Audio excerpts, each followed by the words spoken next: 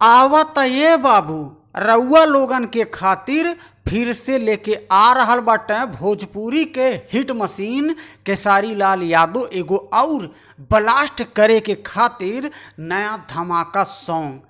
तर रउआ लोगन के बता दी कि भोजपुरी के ट्रेंडिंग स्टार केसारी लाल यादव के एगो फिल्म बा, जौने फिल्म के टाइटल बा अग्नि परीक्षा, जवन की भोजपुरी से पारिवारिक फिल्म बा। और फिल्म अभी न लॉन्च ना कइल गइल बा और वही फिल्मिया के गाना लेके आ रहल बाटे भोजपुरी के दबंग सुपरस्टार केसारी लाल यादव जी।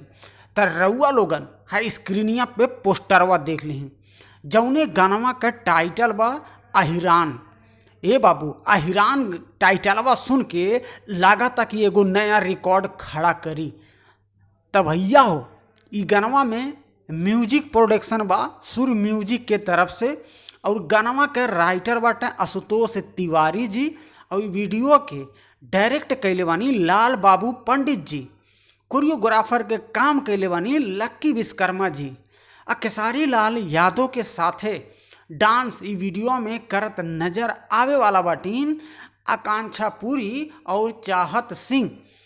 केसारी लाल यादव और शिल्पी राज के आवाज में अहिरान भोजपुरी ब्रांड सॉन्ग लेके बहुत जल्द आ रहल बाटे। अभी काहे से भैया ई गानवा के कमिंग सून में रखल गइल बा। जब भी ई गानवा के टीजर अगर लॉन्च हो गई तो फुल जानकारी हम आप सबके दे देवें, चाहे वीडियो के माध्यम से और चाहे हमारे चैनलवा पे पोस्ट कर दी ना कि रउआ लोगन के पता चल जाए कि गानवा कब आ रहल बा। ई गानवा के जब भी लॉन्च कैल जाई सुर म्यूजिक यूट्यूब चैनल बा वही से ई गानवा के लॉन्च करल जाई। तो रउआ लोगन बनल रही अपने है गरीब छोट भाई के यूट्यूब चैनल पे। प्यार सपोर्ट दुलार रउआ लोगन हमेशा बना के रखी जा।